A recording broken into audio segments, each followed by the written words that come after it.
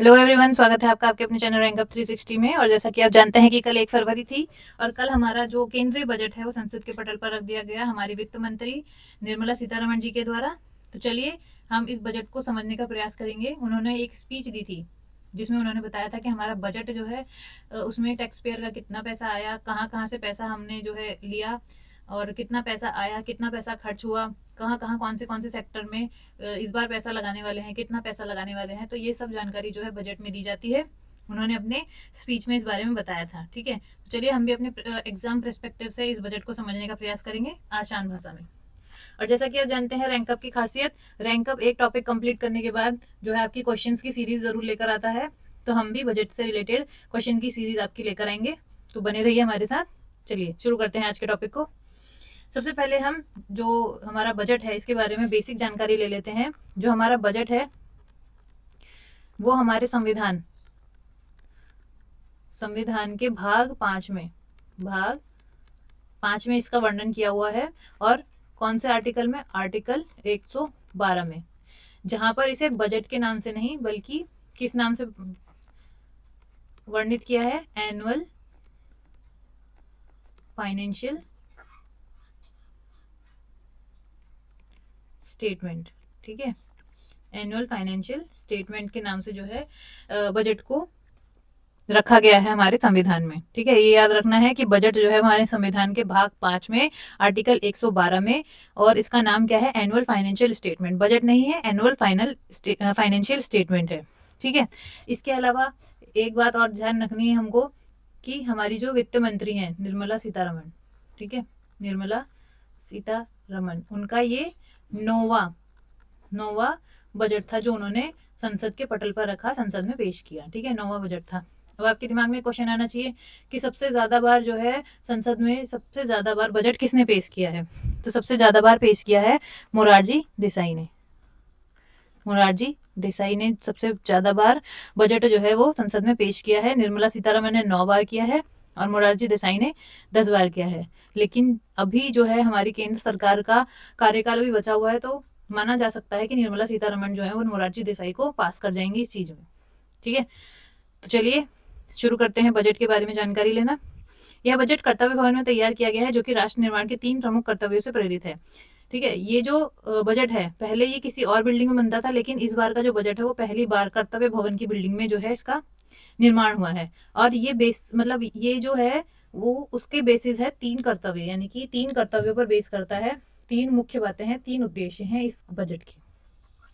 पहली है कि आर्थिक वृद्धि, जो हमारी इकोनॉमिक ग्रोथ है वो विकास की गति तेज करना और उसे बनाए रखना है। यानी कि जो हमारा विकास है, जिस विकास को 2047 तक केंद्र सरकार ने सोचा है पहुंचाने का, उसमें वृद्धि कैसे लानी है, इकोनॉमिक ग्रोथ कैसे करनी है, इसके बारे में जो है ये उद्देश्य, ये प्लान करा है कि कैसे जो है इकोनॉमिक ग्रोथ को हम तेज करेंगे और उस विकास को जो 2047 तक हमें पहुंचना है हम कैसे पहुंचेंगे।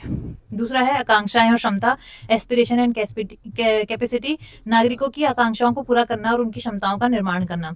यानी कि जो हमारी आकांक्षाएं हैं, जो मतलब टैक्स पेयर की आकांक्षाएं हैं हमारी सरकार से, उनको कैसे पूरा किया जाएगा और कैसे उनकी जो क्षमता है यानी कि जो हमारे अंदर कैपेबिलिटी है उसको कैसे निकाल के बाहर लाया जाएगा, जिससे कि देश के विकास में और ज्यादा हम अपना रोल प्ले कर सकें।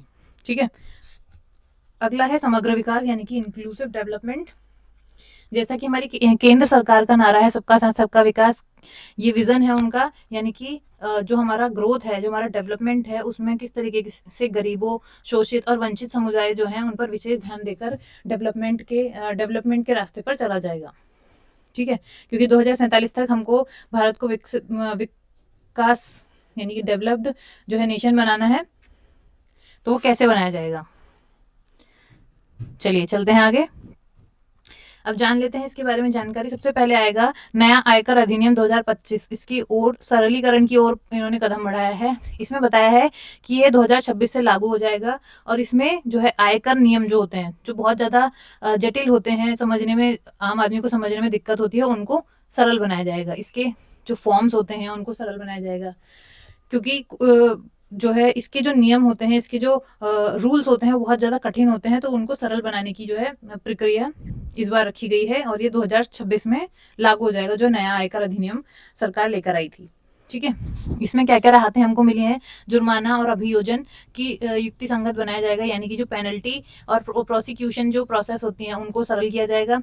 प्रक्रियाओं की गुणात्मकता को कम करके करदाताओं के लिए जीवन आसान बनाया जाएगा। जो प्रक्रिया प्रोसेस होती थी वो बहुत ज़्यादा मतलब बहुत ज़्यादा जटिल होती थी, बहुत ज़्यादा कठिन होती थी, तो उनको आसान बनाया जाएगा ताकि जो टैक्स पेयर हैं उनको ज़्यादा परेशानी ना झेलनी पड़े।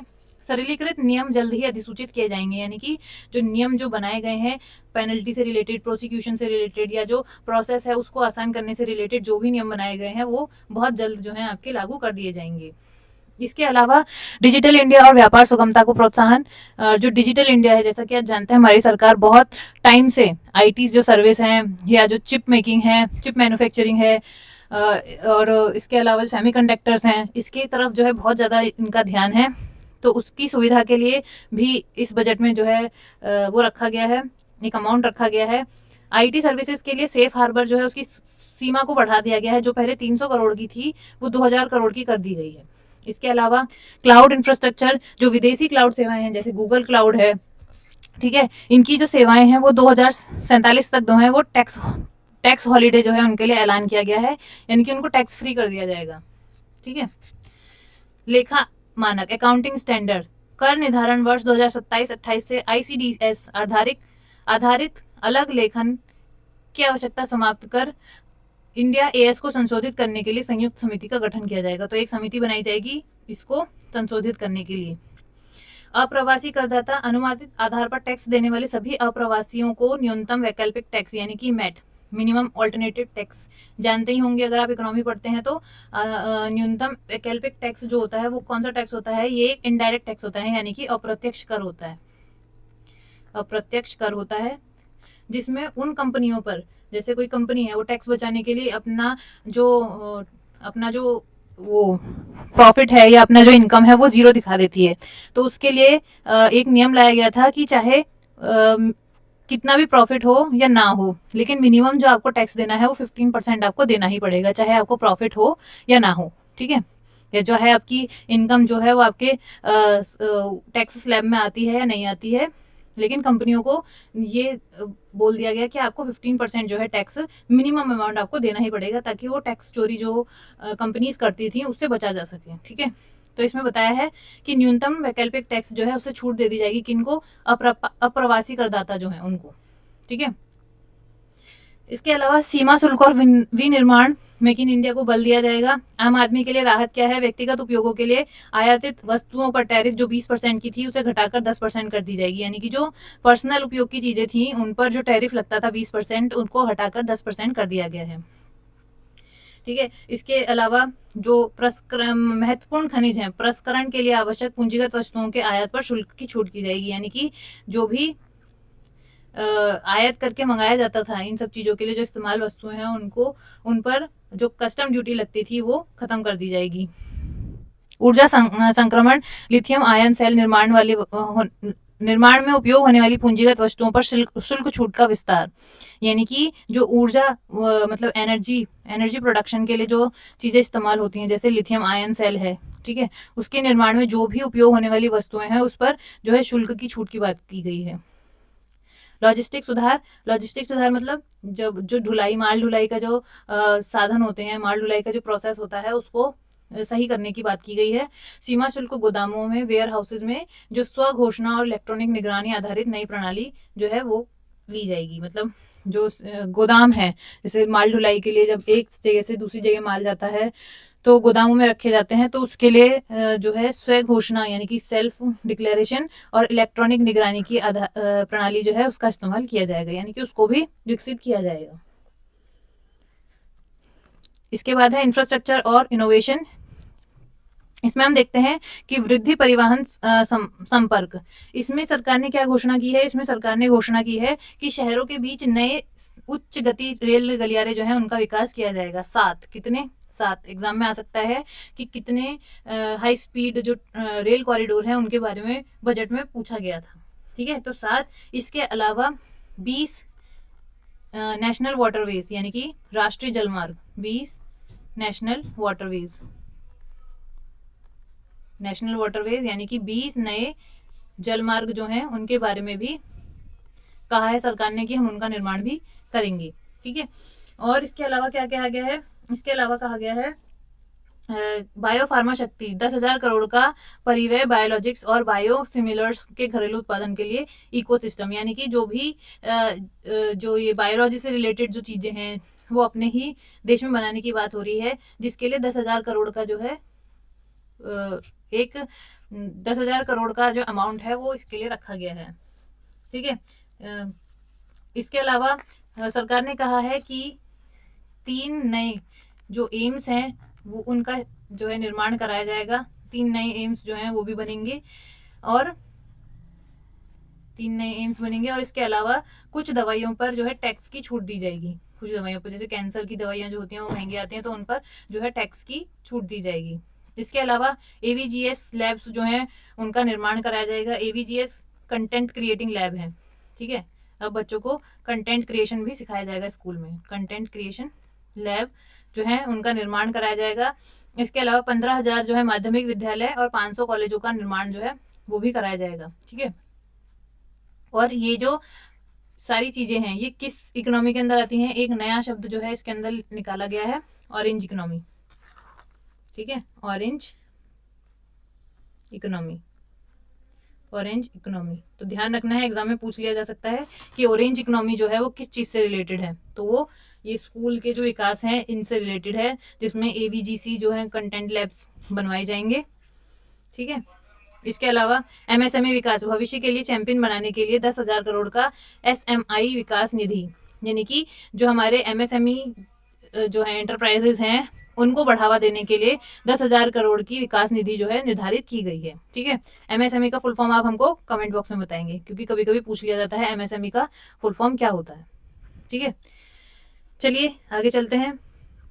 युवा शक्ति और महिला सशक्तिकरण, पर्यटन कौशल, 20 पर्यटन स्थलों पर 10,000 गाइडों का कौशल उन्नयन, आईआईएम की साझेदारी में हाइब्रिड कोर्स। ठीक है, तो इसमें क्या कहा गया है, इसमें कहा है कि जो हमारे पर्यटन स्थल हैं, जैसे कि आप जानते हैं कि भारत का पर्यटन वर्ल्ड फेमस है, टूरिज्म से हमारे यहाँ बहुत ज़्यादा बजट जो है आता है, बहुत ज़्यादा मतलब ऐसा कह सकते हैं इकोनॉमी हमारी जो है कहीं ना कहीं टूरिज्म पर भी डिपेंड करती है। ठीक है, तो इसमें जो 20 पर्यटन स्थल हैं हमारे, जो बड़े 20 पर्यटन स्थल हैं, उनके 10,000 गाइडों को आईआईएम जो कॉलेज है, आईआईएम जो संस्था है, उसके साझेदारी से हाइब्रिड कोर्स के थ्रू कौशल उन्नयन, यानी कि उनके कौशल को बढ़ावा दिया जाएगा। ठीक है, उनके कौशल को बढ़ावा दिया जाएगा। इसके अलावा छात्रावास निर्माण, स्टेम और उच्च शिक्षा में छात्राओं के लिए प्रत्येक जिले में छात्रावास, यानी कि लड़कियों की शिक्षा के लिए जो उनको शिक्षा में परेशानी ना हो उसके लिए हर एक जिले में एक नया हॉस्टल बनाने का जो है ऐलान किया गया है। स्टेम, यहाँ पर स्टेम की बात की गई है, तो इसका जो फुल फॉर्म है वो आप हमको कमेंट बॉक्स में बताएंगे,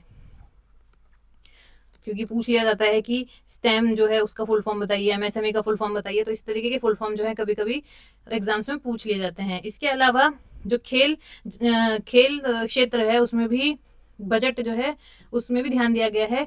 खेलो इंडिया मिशन अगले दशक में खेल क्षेत्र को पूरी तरह बदल देगा, यानी कि खेल इंडिया मिशन पर भी काम करने की बात कही गई है।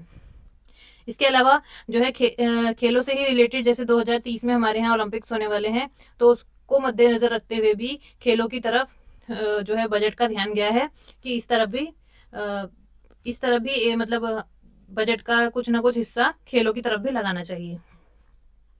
इसके अलावा कृषि और सहकारिता, तकनीकी और परंपरा का संगम, भारत विस्तार एक बहुभाषी एआई उपकरण, कृषि तौर तरीके और आईसीआर पैकेज की एआई प्रणालियों के साथ एकीकृत करेगा, यानी कि एक एआई जनरेटेड एक ऐप बनाया जाएगा जिसमें बहुत सारी भाषाएं होंगी, और उसमें किसानों की मदद के लिए, मतलब किसानों की हेल्प करने के लिए इसमें बताया जाएगा कि किस तरीके से खेती करनी है, और अलग अलग तरीके से मतलब उनको बताया जाएगा कि मॉडर्न तरीके से खेती कैसे कर सकते हैं। ठीक है, तो एक एआई ऐप का इस्तेमाल करके किसानों की हेल्प की जाएगी। सहकारी समिति, प्राथमिक सहकारी समिति की कर रियायतों का विस्तार अब पशु खाद्य और कपास बीज तक, यानी कि जो रियायतें दी जाएंगी कर में वो पशु खाद्य से लेकर कपास बीज तक जो है उनका विस्तार कर दिया गया है। किसानों की, इसका उद्देश्य क्या है इन सब चीजों का, इसका उद्देश्य है कि किसानों की आय बढ़ाना और कृषि ज्ञान को सुलभ बनाना। ठीक है, किसानों की आय बढ़ाना और कृषि ज्ञान को सुलभ बनाना, क्योंकि हमारी जो इकोनॉमी है सबसे पहले किस पर डिपेंड करती है, वो डिपेंड करती है एग्रीकल्चर पर, यानी कि कृषि पर। तो अगर हमारा एग्रीकल्चर, हमारा किसान जो है वो पढ़ा लिखा होगा या वो मॉडर्न टेक्निक से अगर उसकी जानकारी होगी तो किसानी करना या खेती करना आसान हो जाएगा। ठीक है, जिससे क्या होगा, आय बढ़ेगी, आय बढ़ेगी तो हमारी इकोनॉमी बढ़ेगी। ठीक है, इकोनॉमी बढ़ेगी। तो वही सरकार का जो है प्लान है कि कृषि ज्ञान देकर किसानों की आय बढ़ाना और उससे फिर अपना जो है इकोनॉमी बढ़ाना। चलिए चलते हैं आगे। अन्य महत्वपूर्ण वित्तीय घोषणा, विदेशी यात्रा जो है उस पर पहले टीसीएस टैक्स लगता था, TCS tax collected at source, यानी कि इस पे जो टैक्स लगता है वो 5 और 20% लगता था, जिसको घटाकर अब 2% ही कर दिया गया है। ठीक है, इसके अलावा बाजार विनियम वायदा सौदा पर प्रतिभूतित लेन देन 0.02 से बढ़कर 0.05, यानी कि जो आप फ्यूचर ट्रेडिंग होती थी, जो मतलब फ्यूचर में जो ट्रेडिंग होती थी, जैसे मैंने आपसे कह दिया कि मैं आपसे ट्रेडिंग करूंगा इस महीने या अगले महीने 20 दिन बाद, इस तरीके की जो ट्रेडिंग होती थी उस पर एसटीटी मतलब STT securing transaction tax, securing transaction tax जो है ये भी एक डायरेक्ट टैक्स है। डायरेक्ट टैक्स मतलब जो मतलब सीधा सीधा टैक्स लगता है वो टैक्स है जिसको 0.02 से बढ़ाकर 0.05% कर दिया गया है। ठीक है, इसके अलावा कार्गो निकासी, वित्त वर्ष के अंत तक सभी एजेंसियों की एकल डिजिटल विंडो के जरिए निर्बाध कार्गो मंजूरी, यानी कि एक विंडो बनाई जाएगी जिसके थ्रू जो लॉजिस्टिक है, यानी कि जो माल ढुलाई है या जो कार्गो है, उनको एक जगह से दूसरे जगह ले जाने के लिए जो प्रोसेस होता था वो पहले बहुत ज़्यादा होता था, मतलब डॉक्यूमेंटेशन इधर उधर, कस्टम। ठीक है, तो अब ये सब खत्म करके इसको बहुत ज़्यादा सरल बना दिया गया है। एकल डिजिटल विंडो, यानी कि इसको भी डिजिटल बना दिया गया है, जिसके थ्रू समय भी बचेगा और मेहनत भी बचेगी और काम जो है वो आसानी से जल्द हो पाएगा। ठीक है, अब देख लेते हैं कि हमारा जो है रुपया कहाँ से आता है। अब खर्च करने के लिए पैसा चाहिए, जब इतनी जगह हमने पैसा ये वादे कर दिए हैं तो पैसा भी चाहिए देने के लिए। तो देख लेते हैं पैसा आता कहाँ कहाँ से है। सबसे ज्यादा पैसा जो आता है वो आता है उधार और देयता से, यानी कि जो हमारी सरकार है वो लोन्स भी लेती है, तो लोन्स जो है उसके थ्रू पैसा आता है कितना, 24%, यानी कि अगर 100 रुपए आ रहे हैं, टोटल हमारी इकोनॉमी में 100 रुपए आ रहे हैं, तो उसमें 24 रुपए तो हमारे जो है लोन्स के थ्रू आ रहे हैं। इसके बाद आता है हमारा इनकम टैक्स, जो हमारी इनकम में से टैक्स काटा जाता है वो आता है 21%, यानी कि 21 रुपया जो है वो इनकम टैक्स से आता है। इसके बाद कॉरपोरेशन टैक्स जो है बड़ी बड़ी कंपनियां जो होती हैं वो देती हैं। फिर जीएसटी के थ्रू जो टैक्स आता है वो 15% आता है। केंद्रीय उत्पादक शुल्क यूनियन एक्साइज से 6%, custom non tax revenue, non debt capital, इनमें से जो है छोटा छोटा अमाउंट जो है पैसे का आता है, और अन्य जो क्षेत्र हैं उनसे जो पैसा आता है वो 16% आता है। ठीक है, तो आपको याद रखना है कि सबसे ज्यादा पैसा जो है वो कहाँ से आता है, वो आता है उधारी से। ठीक है, इसके बाद व्यय वितरण, रुपया कहाँ जाता है। अब पैसा आ तो गया, अब खर्च भी तो करना पड़ेगा, तो खर्च कहाँ कहाँ कर रहे हैं। करों में राज्यों का हिस्सा, राज्यों का 22% हिस्सा है, यानी कि जो राज्यों को डिस्ट्रीब्यूट किए जाते हैं पैसे उसका कितना है, 22% है, यानी कि 100 रुपये में से 22 रुपया तो स्टेट्स को जाता है, स्टेट्स को। ठीक है, इसके बाद 20% जो है, यानी कि 20 रुपया जो है वो कहाँ चला जाता है, जो हमने लोन लिए हैं उसका पेमेंट भी करना पड़ेगा, तो उसका जो इंटरेस्ट है उसका पेमेंट करने के लिए 20% जो है हमारे इकोनॉमी में जितना पैसा आता है उसका 20% जो है वो ब्याज भुगतान में चला जाता है। इसके बाद केंद्र सरकार की योजनाएं, जो केंद्र सरकार योजना बनाती है उसमें जो पैसा लगता है वो 17% तक होता है।